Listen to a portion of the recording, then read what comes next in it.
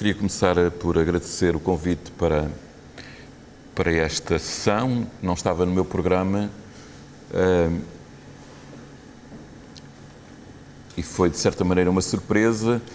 Já agora queria agradecer também o trabalho que foi desenvolvido pela equipa coordenada pela professora Zara Pinto Coelho e da organização destas jornadas, os apoios recebidos e também, neste caso, agradecer estas palavras do professor Moisés, que são para mim uma surpresa, porque eu não estava nada a contar com isto. Ele só se esqueceu de uma coisa que é muito importante, é talvez a mais importante da minha carreira, é que eu não seria nada ou pouco sem a ajuda dele e da equipa dos investigadores do SEX e de membros do Departamento de Ciências da Comunicação. Foram eles, foram vocês que me fizeram, não é? E eu nem quero ir muito por aí porque me emociona, não é? Mas enfim, eu já me arrependi de ter mandado esta proposta porque devia estar num dia de demasiados entusiasmos e quando comecei a meter o bico, não é? O pinto mete o bico no assunto, comecei a reparar de facto que o sapateiro estava a querer ir além da chinela e isso nunca é boa perspectiva, não é? No bom caminho. Mas enfim, é por isso que eu baixei um pouco o nível deste título. Lá poderemos chegar, não é? Mas temos de caminhar ainda um bocado bom. E eu não gostaria que vissem esta intervenção inicial como mais do que algumas notas, por um lado, alguns dados também e algumas linhas para aquilo que me parece que falta fazer entre nós. É evidente que esta matéria é uma matéria que pode ser vista de muitos lados. Por exemplo, nós académicos, investigadores, professores, temos este problema há muito connosco e ele às vezes é decisivo em determinados momentos da nossa vida, não é? Mas eu hoje vou colocar-me, e era um pouco, digamos, o slide primeiro que eu aqui tinha, vou colocar-me do ponto de vista dos doutorandos. Porque imagino que quem está a fazer este caminho, ou que está a iniciar este caminho, digamos, tenha que tomar opções, ou tenha já tomado opções, e tem já digamos, uma experiência que pode ser importante para enriquecer, digamos, as achas que eu vou lançar aqui para a fogueira. Eu, em 1985, participei num livro editado pelas edições ASA, que tinha um título que eu sempre adorei, que era precisamente As Pessoas que Moram nos Alunos, porque era o descobrir o papel daqueles que estão diante de nós, ver quem são as pessoas que estão por detrás dos papéis que nós ensinamos, que de alguma forma ocupamos, como filhos, como consumidores, como alunos, como professores, não é? Porque somos, sobretudo, pessoas que se fazem também através disso, mas são pessoas. E a gente às vezes tende a reduzir ou a não ver senão o lado dos papéis e a esquecer que há sonhos, há motivações, há projetos, há dificuldades por detrás desses papéis. Há pessoas, não é? E neste caso, das pessoas que se metem nesta aventura que é fazer um doutoramento, ou até um pós-doutoramento, mas sobretudo o doutoramento. E, portanto, eu creio que não é de ânimo leve que se fazem opções destas, até porque elas ficam caro, não é? Caro não só em dinheiro, mas também em dinheiro. E por isso mesmo é que vale a pena, talvez, nós pensarmos um pouco nisto. Tomem, portanto, algumas reflexões que eu vou propor aqui como hipótese de trabalho, linhas possíveis até de investigações e mais perguntas do que respostas, seguramente. obviamente, quando a gente se mete aqui, é importante que também diga alguma coisa sobre os conceitos, este conceito da conciliação. É curioso que, obviamente, eu via que ele tinha a ver com concílio, não é? Concílio, aí aprendi uma coisa nova, eu gosto muito da etimologia das palavras e não fazia a ideia de que o cilium vem do verbo calo, calare, que é convocar, chamar, porque dá, curiosamente, o particípio passado é calatum, calatus, calata, que é calado, não é? Mas não sei se é para participar calado, mas de qualquer maneira, alguma coisa, é esta ideia da convocação para obter algum tipo de acordo ou de negociação, não é? Eventualmente para resolver algum conflito e, obviamente, quando nós colocamos aqui este conceito de conciliação, estamos a ter subjacente que há aqui dificuldades, tensões, há um campo tensional muito grande em torno de aspectos que têm a ver com os nossos contextos de vida. É evidente que este conceito, em primeiro lugar, não é igual para todos, não é vivido da mesma maneira para todos, este desafio de conciliar, não é? Sobretudo quando nós, à partida, não queremos fazer dos vários segmentos ou setores da nossa vida armários fechados à chave uns aos outros. Quando queremos, de alguma forma, viver da forma menos esquizofrénica possível, procurando sermos unos, digamos assim, no modo como viajamos por esses contextos, como ocupamos e fazemos desses contextos significativos de vida. Mas, como é evidente, por exemplo, indo mais ao concreto, quem se mete no doutoramento, uns têm bolsa de estudos, outros não têm, isto determina muita coisa. Outros têm retaguarda de apoio, outros estão muito mais entregues às feras, não é? Ao duro, que é ter de multiplicar os desafios e as tarefas. Há quem tenha outro trabalho e, portanto, não possa dedicar-se a tempo inteiro e tenha que fazer, digamos, este desafio que muitas vezes é pensado para pessoas a tempo inteiro, em exclusividade, e tem que, sobretudo, fazer o doutoramento quase nos tempos livres da noite e dos fins de semana e das férias, etc., não é? E muita gente que tem esses trabalhos, alguns deles como tarefas altamente esgotantes, estressantes mesmo, e isso, obviamente, são condições que tornam este conceito de conciliação muito mais denso e muito mais desafiante do que poderia parecer. Representando graficamente isto, nós podemos ver-nos, cada um de nós, no centro daquela multipolaridade, não é? É evidente que nem todos têm uma ocupação, alguns podem, de facto, estar entregues ao estudo e tendo ou não uma retaguarda familiar, por exemplo, mas a retaguarda familiar, noutros casos, é uma retaguarda extremamente exigente e que torna, digamos assim, aumenta as dificuldades para fazer o próprio doutoramento. Nós vamos já, daqui a um bocadinho, voltar a isto, era apenas para visualizar um pouco esta trilogia que aqui está, ou esta multipolaridade que aqui está presente.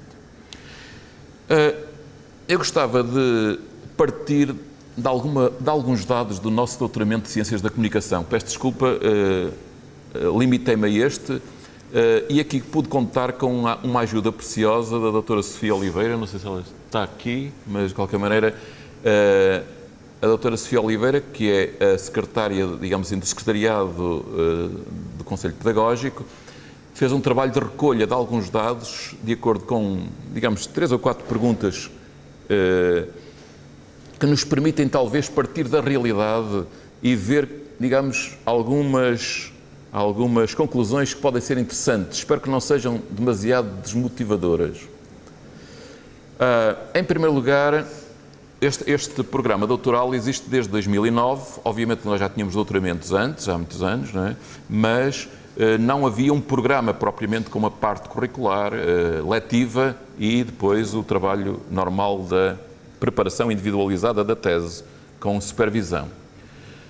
O que é que nós verificamos? Verificamos que, ao longo destes anos, os dados de 2015, 2016 já existem para os que acederam, mas nós contamos aqui apenas até 2014, até porque aquele subtotal que está ali a meio corresponde aos anos que depois vão ser objeto de uma análise mais específica, porque são aqueles que deveriam ter terminado, se todos fizessem, digamos, no prazo que está estipulado, já deviam ter terminado em 2015, pelo menos, o seu doutoramento. Ora, o 2015 ainda não acabou, ainda há doutoramentos. Aliás, o nosso colega Ronaldo vai rematar, como eu dizia ontem, à baliza na próxima quinta-feira, e de maneira que nós não pomos ainda aqui os dados de 2015. Eles estão quase completos, mas não estão completos. Verificamos que tivemos, até este momento, e portanto não incluindo aqui 2015, 125 estudantes inscritos. Destes 125 estudantes, 73 mulheres e 52 homens. Há aqui uma clara, digamos, quase 70% de mulheres, perdão, quase 60% de mulheres, e uma média, digamos, anual à volta de 20 candidatos, de 20 doutorandos. Se repararem também num gráfico que está ali por baixo, nós temos uma ligeira tendência, nos últimos 2 ou 3 anos, a uma regressão da população feminina e, digamos, uma maior variabilidade dos candidatos homens, com uma ligeira tendência de subida. O que é que se passou com estes, em termos de resultados, com estes candidatos, com estes inscritos? Bom, em primeiro lugar, e agora nós estamos a trabalhar só com os primeiros 3 anos, os tais que poderiam ter acabado, digamos, nos 3 anos que estavam previstos, não é? E que são, no total, 46 dos 125, não é? E o que nós verificamos é que apenas 16 defenderam as suas teses no prazo. Digamos assim, não foi no prazo, até agora, até este momento. O que dá cerca de 25% dos candidatos. Dos candidatos ao grau de doutor, naturalmente. Curiosamente, enquanto que as mulheres eram claramente maioritárias no acesso, elas são tendencialmente, porque nós estamos aqui a falar de números pouco significativos, como é evidente, não é? Mas são claramente minoritárias na chegada, porque, digamos assim, dos 16, apenas 6 são mulheres. Bom, o que é que acontece com os outros 40, digamos assim, 46? Eu disse há bocado que estávamos aqui com um N de 46, mas é um N de 62, peço desculpa. O que é que acontece com os outros 46? Nós não sabemos muito sobre eles. Nós sabemos que houve 16 que anularam a matrícula, por qualquer razão. Mais frequentemente é por não terem tido bolsa. Tinham-se candidatado, não tinham condições para frequentar sem a bolsa. Ao terem a notícia de que não tiveram bolsa, anularam a matrícula e desapareceram. Mas há aqui outras situações muito diversas. Nós sabemos de gente que pura e simplesmente desapareceu, os orientadores nunca mais tiveram contato com eles. Outros continuam interessados, mas a vida não lhes permite avançar muito no doutoramento, e outros estão a avançar de uma forma mais lenta.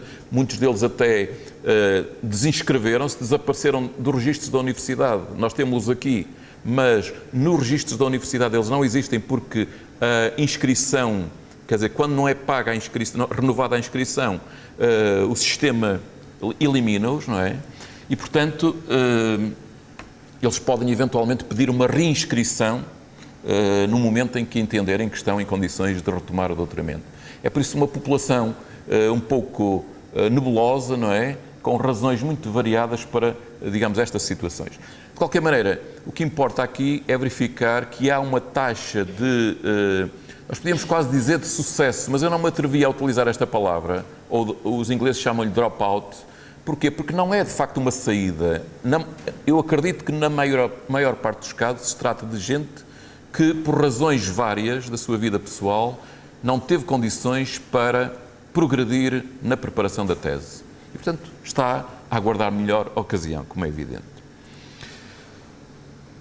Curiosamente, dos 16 que apresentaram tese, apenas 4 é que o fizeram no prazo previsto, ou seja, apenas 25% o fizeram no prazo previsto. E, de novo, digamos, as mulheres, apesar de tudo, têm aqui uma certa presença, mas o que é importante aqui é, de facto, verificar que este prazo de 3 anos mostra-se claramente um desastre, não é?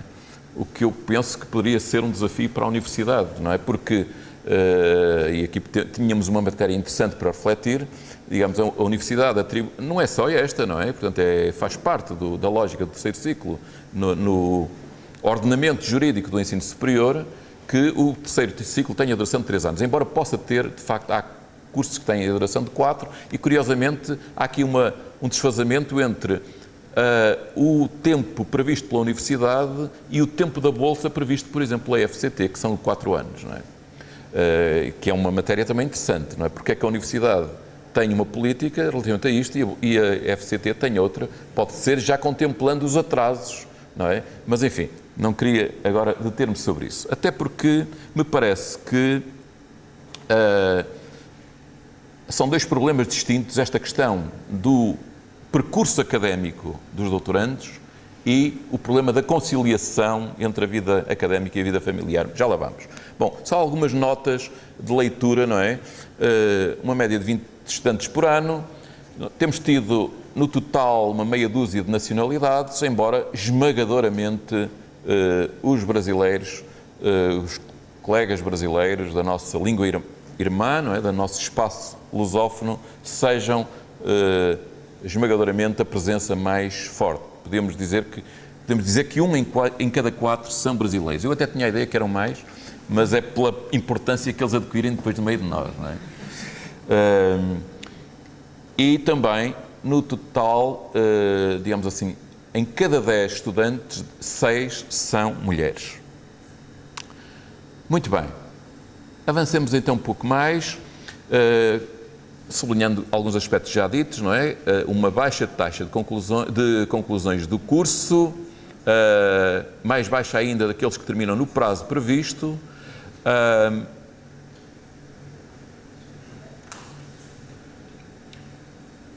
Precisamos também de verificar que há aqui um problema com a população feminina, ou seja, aparentemente nós podemos imputar, digamos assim, à performance das doutorandas uma maior dificuldade de acompanhar, de completar o curso,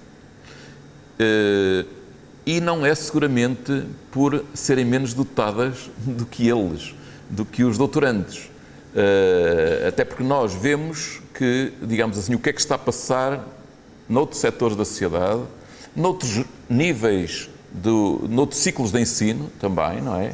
Em que existe um protagonismo e digamos assim, uma emergência social evidente por parte da população feminina. Portanto, nós temos que ir mais longe e procurar perceber eventuais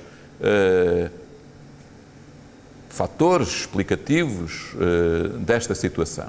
Eu gostaria de adiantar daqui a um bocadinho alguns contributos.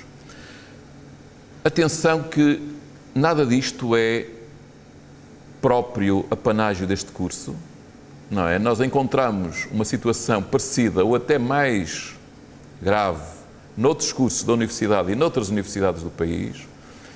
o que não nos contenta, como é evidente, nem quanto a nós, nem quanto ao país, mas também nos deve fazer refletir, não é? É evidente que um dos aspectos fundamentais é que cada vez mais os doutorandos estão com menos disponibilidade para se dedicar ao doutoramento. Porque têm de desenhar para ganhar a vida, para encontrar soluções, caminhos para poderem comer, para poderem eventualmente ter uma família, etc. E, portanto, isto cria um quadro de pressão sobre o doutoramento, que é, digamos assim, o que é mais fácil de alijar, não é? Que nós podemos compreender, de facto, que, digamos, nas prioridades, nas estratégias dos sujeitos, haja esta tendência para, a ter de sacrificar alguma coisa, sacrifiquemos aquilo que é menos decisivo para podermos continuar em frente. Isto, digo eu, porque acho que nós conhecemos pouco esta realidade. Terminarei por aí, de resto.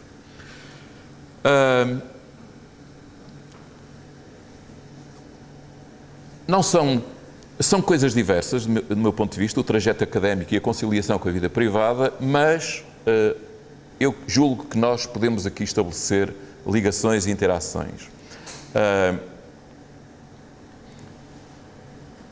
E temos de encontrar, se calhar, os fatores, quer no contexto em que nós vivemos, no contexto social, cultural, económico, político em que nós vivemos, quer, digamos assim, na própria universidade, nas características de cada grupo, no instituto, enfim, temos de olhar para todos os níveis para tentar entender o que é que se passa. E eu começaria por alguns aspectos de natureza contextual, podíamos chamar fatores externos, em certa medida, não é? Fatores externos.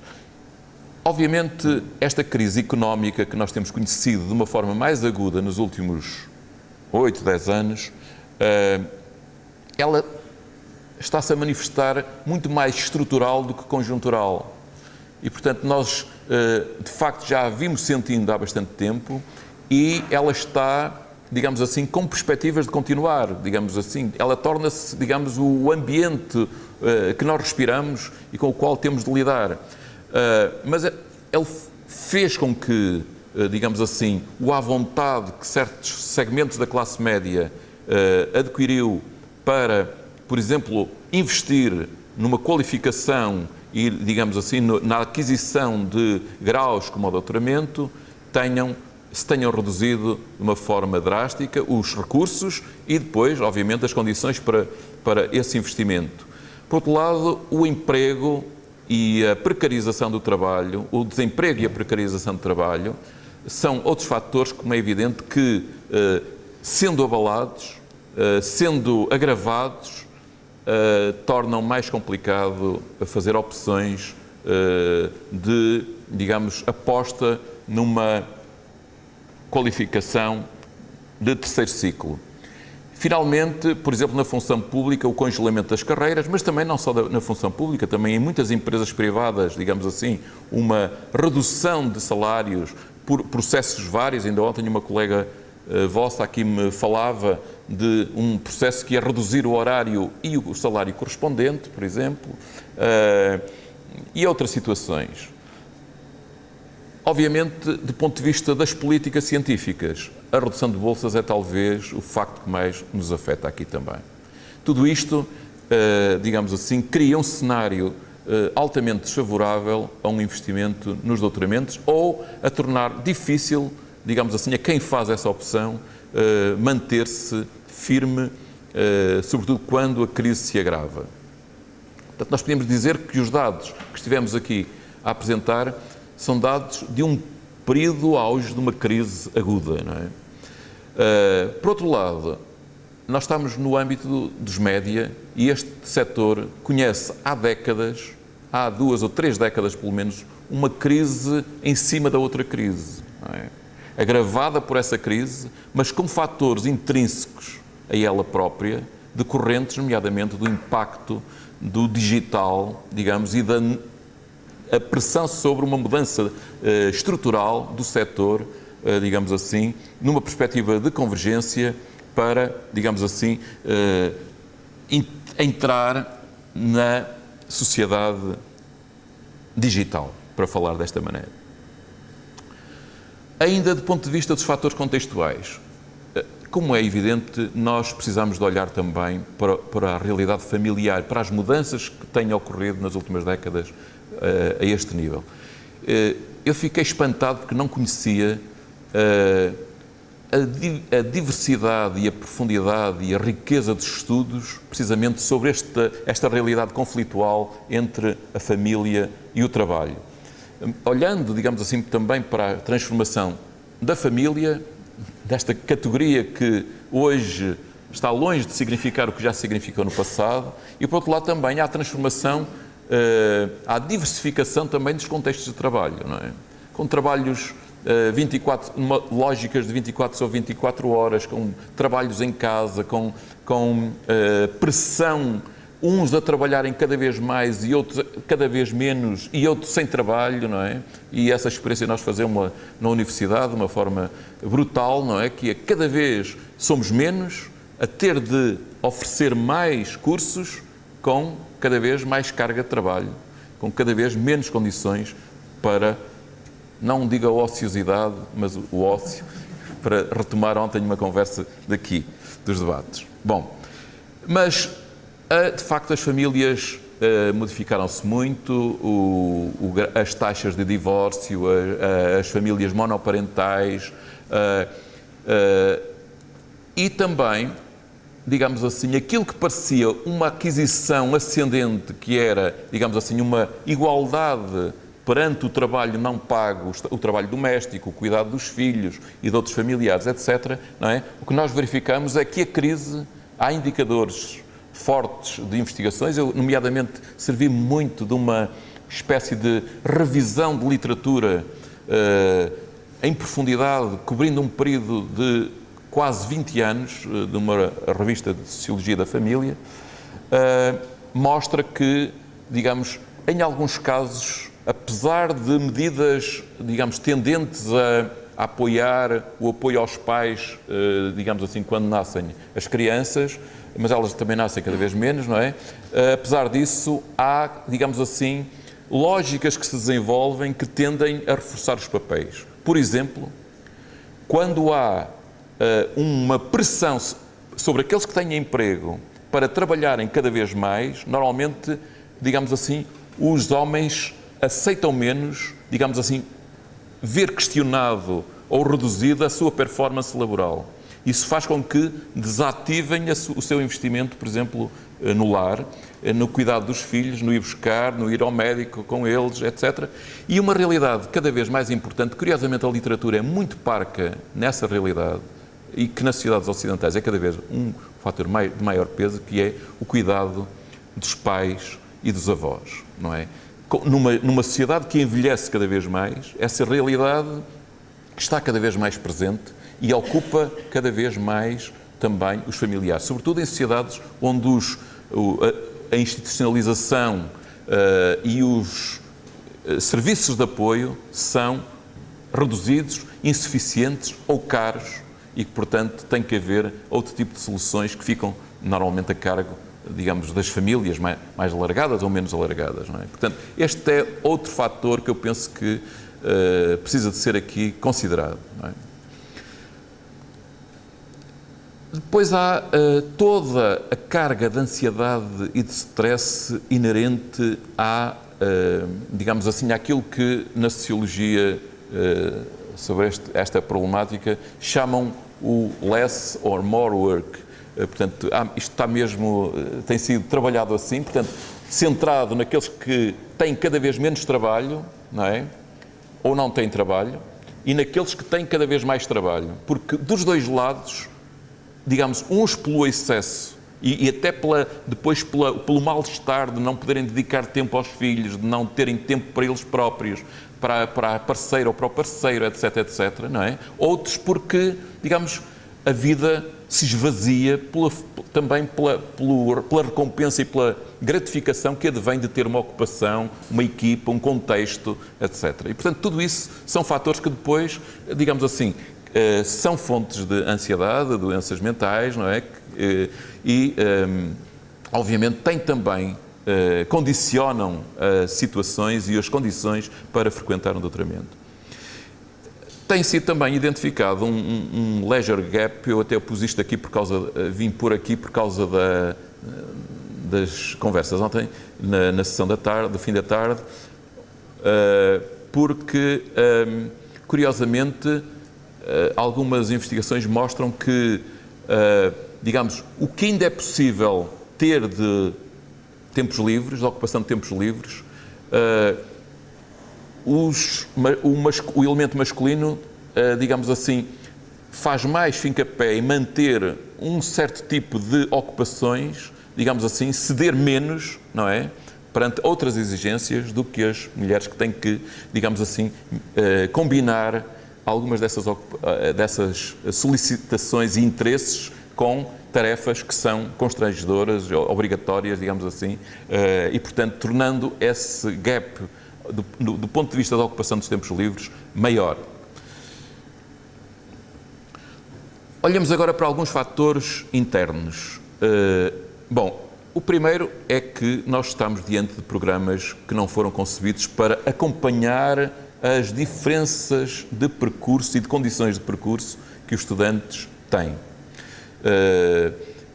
É evidente que, do ponto de vista de um curso, quando os doutoramentos eram apenas de supervisão individualizada, nós podíamos quase fazer um percurso ao ritmo dos doutorandos, se bem que isso também tem que passar sempre pela parte administrativa, porque connosco as coisas estão sempre bem. O problema é que há aqui depois uma realidade administrativa que é constrangente, não é?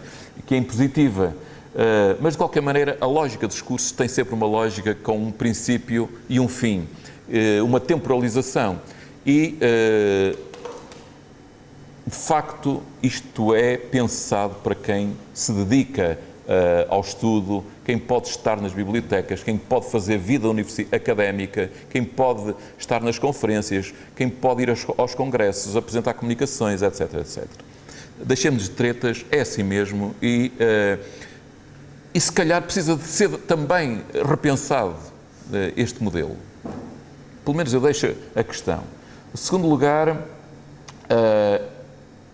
o isolamento que decorre a partir do momento em que os estudantes acabam o período letivo e ficam entregues a si próprios. Às vezes, nos contactos com alguns, eu ouço expressamente esse lamento, quer dizer, nós estamos cada um para o seu lado, depois entregues a nós próprios, as prioridades facilmente secundarizam a tese, falta-nos aquele clima, aquela pressão, quer dos professores, quer dos colegas, falta aquele entusiasmo que advém do encontro e da partilha. Enfim, aquilo que acontecia muitas vezes quando nós vinhamos à sexta-feira ou nos dias de aulas e que permitia, de alguma forma, o entusiasmo, uma certa estruturação do caminho, não é? Uma pontualização do caminho que se perde e muitas vezes agravada por uma dificuldade de gestão do tempo. Uma dificuldade de organização do tempo, do pouco tempo em muitos casos, não é? Muito pouco tempo. Eu às vezes fico impressionado que alguns dos casos que terminam as teses são aqueles que são mais ocupados. Parece um paradoxo, não é? Mas deve ser gente... Eu tenho aqui uma colega no nosso centro que para mim é um exemplo disso, da capacidade de organizar o tempo. Eu lembro-me sempre também de um dito do professor Moisés, que é que quando precisava de alguém, ia a quem estava mais ocupado. Quando precisava da ajuda de alguém, ia a quem estava mais ocupado. Não sei. Se calhar é verdade. Por outro lado, os preços que estão aqui em jogo. Em contexto de crise, quando os rendimentos das pessoas baixam, como é natural, se nós mantemos ou subimos os valores das propinas, que são taxas, os brasileiros não gostam desta palavra e com razão, não é? Propina, que estão a pagar propina à universidade, estão a comprar a universidade, não é? Os professores. Não é? Mas, como é evidente, se as condições de vida baixaram, naturalmente as pessoas têm mais dificuldade em pagar os custos do curso. Os níveis diferenciados dos doutorandos, como é evidente, é um fator que pesa sempre, não é? Portanto, nem todos estão nas mesmas condições para fazer o curso. De resto, nós temos, por exemplo, num curso como o nosso, temos, e de estudos culturais é a mesma coisa, não é? Temos uma banda larga de cursos que podem entrar aqui, e há gente até que às vezes vem de cursos que não têm nada a ver com isto, mas por alguma porta há ligações que fazem sentido e, portanto, nós obviamente não vamos fechar essa possibilidade. Normalmente trata-se até de pessoas extremamente empenhadas e, portanto, mas de qualquer maneira, em muitos casos isto constitui também uma provável dificuldade. Eu estou a ser cauteloso porque eu não queria que tomassem isto como explicações, mas como hipóteses de trabalho que precisavam de, se calhar, ser verificadas através de outras metodologias que não apenas olhar para números, não é? E finalmente, embora eu tenha aqui uns asteriscos para dizer que pode haver muitos mais elementos de reflexão, de explicação, as condições de trabalho dos docentes orientadores, que muitas vezes não nos deixam também, digamos assim, aquela dedicação, aquele acompanhamento, aquela insistência, aquela pressão também sobre digamos assim, bem, ele é o interessado ou ela é o interessada que venha pressionar-me a mim, não é? Porque eu estou tão pressionado por tantas coisas que se a pessoa não vem pressionar-me a mim, é porque não avançou, ou porque está à procura ou falta-lhe qualquer coisa. Bom, e isto às vezes podia ter, se nós pudéssemos ter outras condições, também podíamos ter eventualmente outra atenção à orientação. Algumas perguntas que eu gostava de deixar, e começo a aproximar-me também do fim. Em primeiro lugar, eu acho que é importante, não falámos até agora disto, mas é importante nós perguntarmos o que é que nos faz correr? Porquê é que nós nos metemos nesta aventura? Porquê é que investimos tanto das nossas energias e do nosso tempo e do nosso dinheiro num doutoramento? O que é que nos faz correr então? Não há, obviamente é provável que haja muitas razões e eu não quero, quer dizer, estou a colocar esta pergunta porque dependendo da pergunta, dos motivos ou das respostas à pergunta, pode haver graus maiores ou menores de investimento em completar, não é? É por isso que eu estou a colocar a questão, mais nada, não é? Pode haver muitas razões e todas elas permitirem ir até ao fim ou, pelo contrário, servirem como alibi para desistir e para abandonar.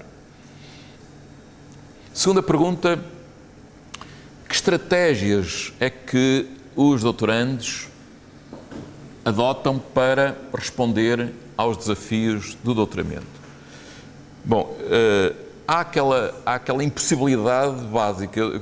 Há aqui neste momento um doutorando num dos nossos cursos, por acaso não é Ciências da Comunicação, que quando quis vir para a Universidade de Minho para o doutoramento, foi falar com o patrão dele,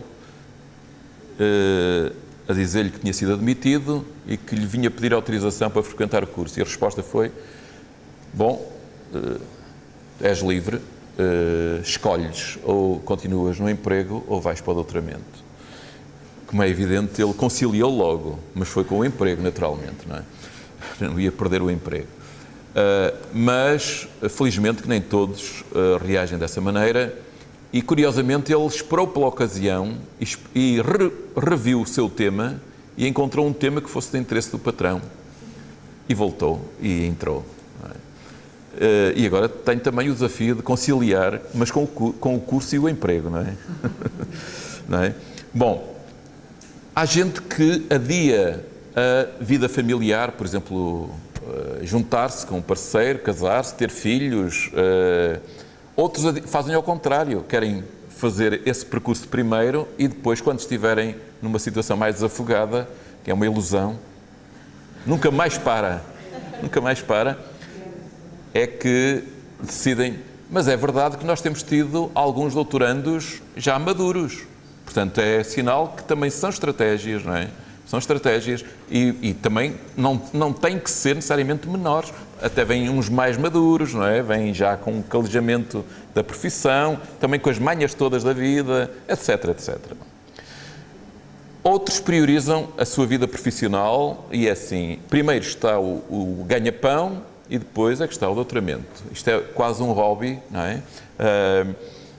Outros conseguem negociar, e tem acontecido com vários estudantes brasileiros, conseguem negociar nas suas empresas uma licença de longa duração, não é? Que lhes permite, digamos, fazer uma espécie de sabática por conta própria, não é?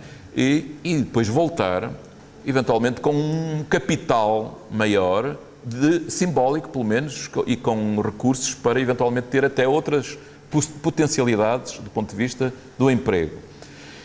E há gente que tenta conciliar isto tudo, e às vezes são os casos mais frequentes, e nenhum deles eu acho que é melhor do que o outro. Eu não me quero pronunciar sobre isso, porque cada um sabe de si, e o que é interessante e é importante verificar é que há muitas maneiras de vencer, de superar, e também há maneiras que podem levar-nos a enfiar-nos num buraco, não é? Também há gente que, infelizmente, às vezes não consegue, porque é muita coisa e a vida, digamos assim, não se esvazia noutros lados para nos deixar, digamos assim, investir aqui.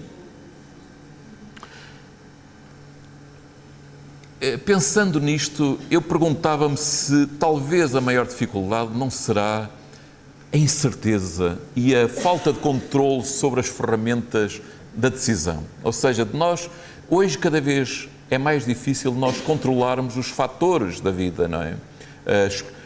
Tudo se torna precário, incerto, tornando difícil o planeamento e a programação e digamos assim, e depois o dar aqueles passos ideais, não é? Organizados uns atrás dos outros, sequenciais como nós os imaginávamos ou imaginamos. E, portanto, esta dificuldade é tremenda porque nós, por exemplo, desconhecemos que impactos é que pode ter no desenvolvimento de um projeto científico como o de doutoramento, não é? Que é necessariamente desde logo pelo tempo que demora, pelo tempo que exige, pelas energias que supõe. Se repararam, começámos por dados da situação, fizemos aqui algumas notas analíticas, reflexivas, chaves possíveis, hipóteses de trabalho. O que é que nós poderíamos fazer? Bom, a primeira linha de trabalho, do meu ponto de vista, é aquela que nos define como académicos e como investigadores. É a investigação.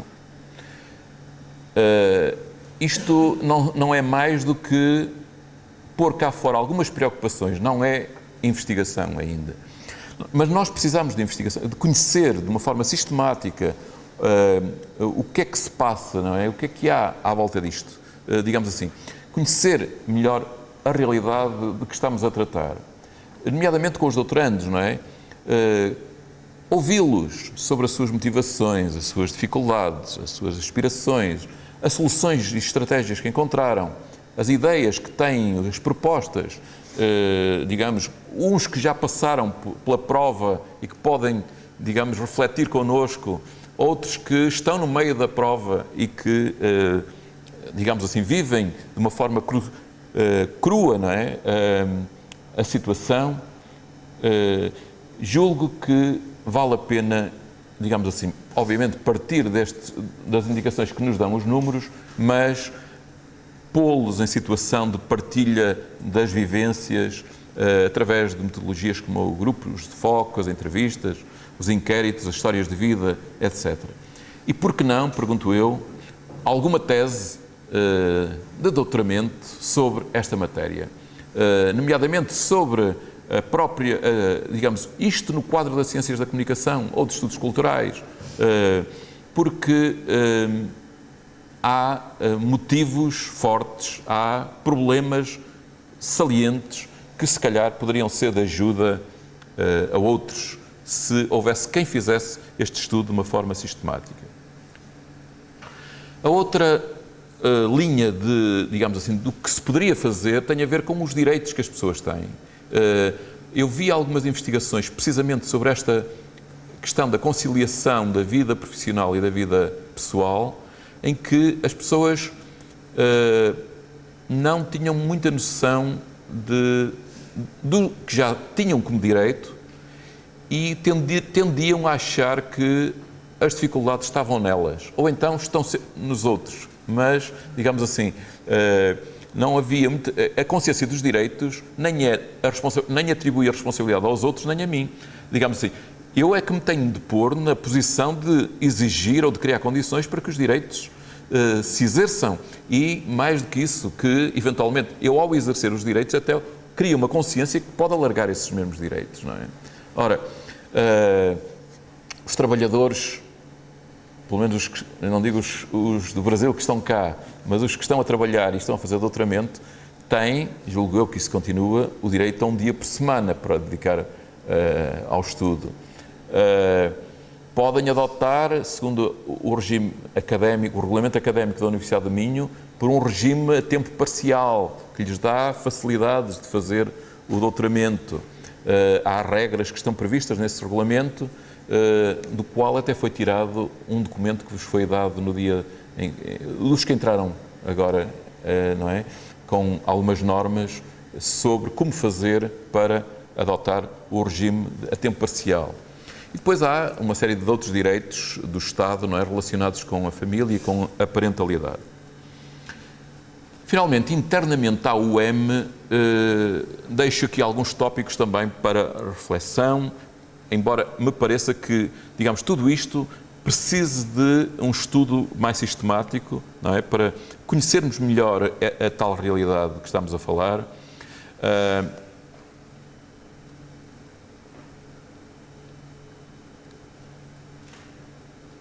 Pensar como se poderia fazer para ter ofertas que atendessem a diferentes circunstâncias de disponibilidade,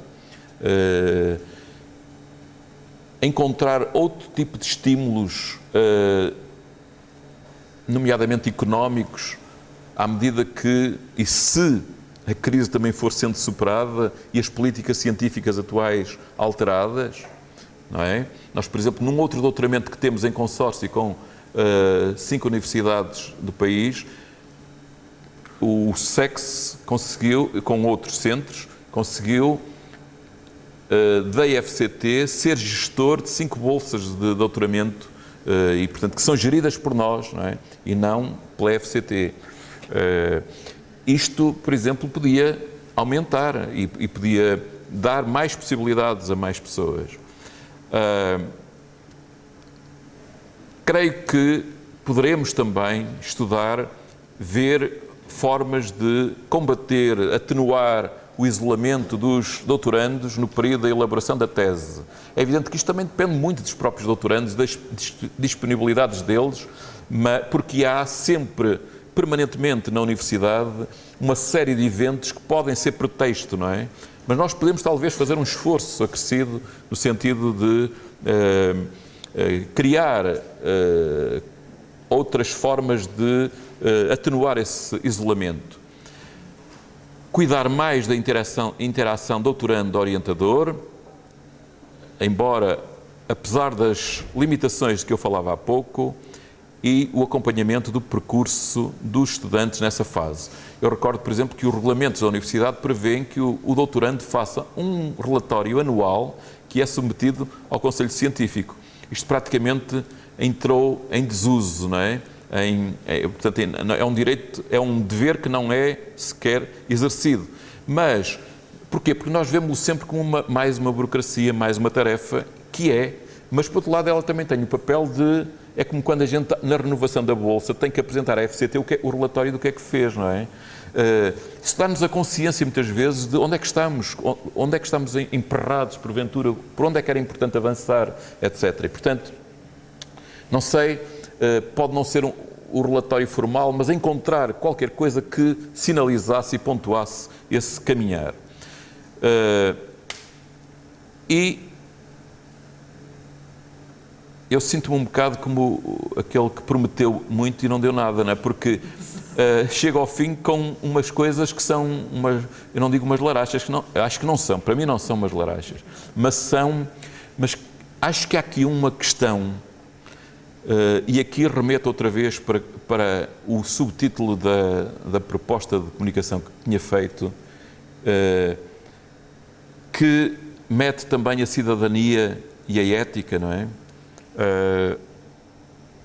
E que me parece que constitui, digamos assim, um horizonte para o qual nós precisamos de caminhar mais. Eu tenho consciência de que há muitos aspectos aqui que estão fora do nosso controle, quer dizer, nós não determinamos a evolução económica, as melhorias das condições de vida, as condições de financiamento do trabalho, ou a desigualdade que se cava cada vez mais entre os ricos e os pobres, etc. Portanto, esperemos que haja políticas que combatam e que, de alguma forma, até restabeleçam aquilo que nos foi tirado, em geral, não é? E, nomeadamente, às classes médias, mas sobretudo, por maioria da razão, aos grupos sociais mais pobres. Não é? Mas há também zonas que dependem de nós. E eu costumo sempre dizer que, não sei se foi aqui que eu contei, que uma das discussões que eu tinha na redação do jornal era de colegas meus que diziam assim: o jornal está uma porcaria, não é? Porque os chefes não sabem mandar. Não têm critério, por exemplo, nos serviços para que nos mandam cobrir. E eu nunca, essa conversa nunca me, digamos assim, afetou muito por uma razão. É que nunca colocavam aquilo que também depende de cada um quando ele vai ao serviço. Quando é destacado, digamos assim, é evidente que pode ser uma laracha, mas mesmo as larachas a gente pode dar-lhes a volta, não é? Pode fazer de muitos modos, pode tratar as coisas de muitos modos. E essa esfera, que é uma esfera intocável ou relativamente intocável, não é? Relativamente intocável, a gente, se não procura por aí ir dando a volta à situação, não são outros que vão dar a volta por nós, porque os outros que estão a mandar não vão lá fazer os serviços, não é?